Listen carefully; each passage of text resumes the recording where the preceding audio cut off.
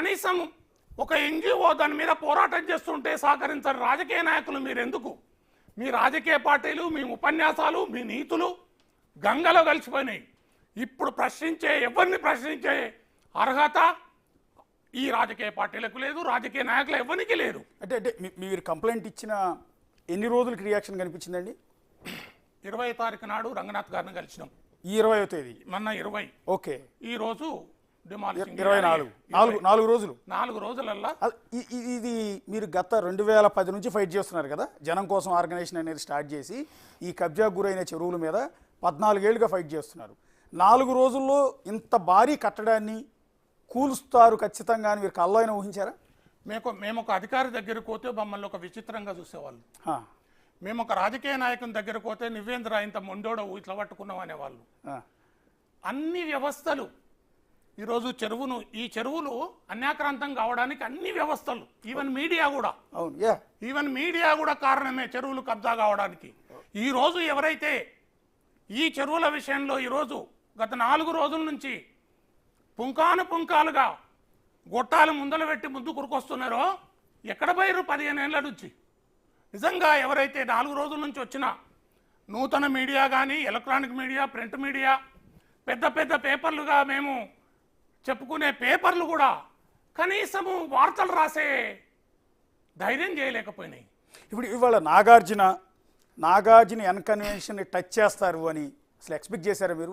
ఈ స్థాయిలో కూల్చివేత, ఏకంగా 4 ఎకరాల పరిధిలో నిర్మించిన అతిపెద్ద ఫంక్షన్ హాల్ అనుకుంటాను, అది ఎంటైర్ హైదరాబాద్లో అతిపెద్ద ఫంక్షన్ హాల్ అనుకుంటా బహుశా. ఇది నాగార్జున్ని టచ్ చేసే గట్స్ కానీ ఆ దమ్ము కానీ ఉంటుందని మీరు అసలు ఎక్స్పెక్ట్ చేశారా? నేను రంగనాథ్ గారి దగ్గరికి వెళ్ళేటప్పుడు మాత్రం పెద్ద ఆశతోటి పోలేదు.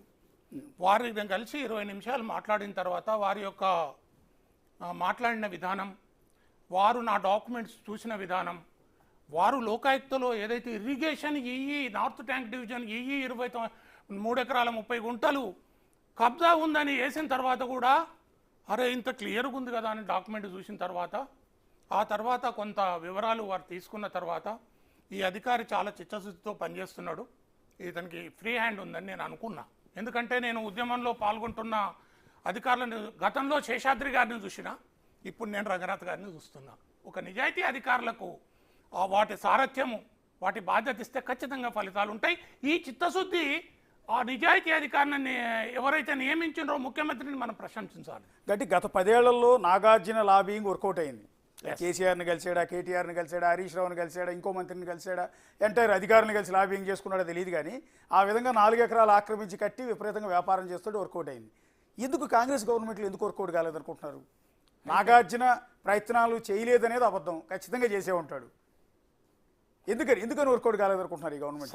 సమాజం మీద ఒక మంచి అవగాహన ఉండి చెరువులు, కుంటలు, ప్రభుత్వ భూములు కాపాడడం వల్ల ఈ సమాజానికి మంచి జరుగుతుందనే నాయకుడు ఈరోజు అధికారంలో ఉన్నాడు కాబట్టి మంచి జరుగుతుంది. అంటే బేసిక్గా ఏ సీఎంకైనా ఎంత గట్స్ ఉండాలండి, ఎంత దమ్ము ఉండాలి, ఎంత ధైర్యం ఉండాలి. ఎందుకంటే పొలిటికల్గా ఇబ్బందులు ఉంటాయి. ఈ కూల్చివేత ప్రక్రియ ఒక మంచి కోసం చేస్తున్నా కూడా దీనిలో కొంతమంది వ్యతిరేకిస్తారు, లాబింగ్ చేస్తుంటారు, పెద్ద ఎత్తున ఒత్తిడి తీసుకొస్తూ ఉంటారు సీఎం మీద కూడా. అయినా కూడా లెక్క చేయకుండా ఈ విధంగా ఇంత భారీ కట్టడాలని, ఈ విధంగా ఆక్రమణకు గురైన చెరువులను కాపాడే ప్రయత్నంలో భాగంగా కూల్చివేసే నిర్ణయం తీసుకున్నారంటే ఎంత గట్స్ ఉండాలంటారు ఒక సీఎంకి? మీకు ఒక చిన్న విషయం చెప్తాను. అప్పుడు 2014లో వీళ్ళు ఏదైతే ఒక ప్రహసనం కూల్చివేతల ప్రహసనం చేసిరో ఆ టైంలో ఏదైతే ఈ లాబీ ఉందో ఈ లాబీ ఢిల్లీ వరకు అయింది. అవును, వీళ్ళందరూ కలిసి స్టేట్ గవర్నమెంట్ పడిపోతుంది, వీళ్ళు కావాలని ఒక ఆంధ్ర వాళ్ళని టార్గెట్ చేస్తున్నారని వైషమ్యాలు కూడా తీసుకొచ్చారు. అప్పుడు ఆ టైంలో వాస్తవం ఇది. నాగార్జునది ఎప్పుడైతే పోయినరో ఒక ఈ కామెంట్ తీసుకొచ్చారు, దానివల్లనే ఆగిపోయింది అనేది కూడా ఒక ప్రచారం ఉంది. అది ఎంతవరకు తెలియదు. ఒక చిత్తశుద్ధితోటి ఒక పని పూనుకున్న తర్వాత దాన్ని చేయాలనే లక్ష్యంతో పనిచేసే వ్యక్తులకు ఎటువంటి లాబీలు, ఎటువంటి ఆటంకాలు పనిచేయవు. నిన్నటి నుంచి నన్ను అడుగుతున్నారు, మీరు ఇంతకాలం నుంచి ఇంత పెద్దవాళ్ళతో కొట్లాడుతున్నారు కదా, మీకు థ్రెటన్స్ ఎప్పుడు రాలేదా అని.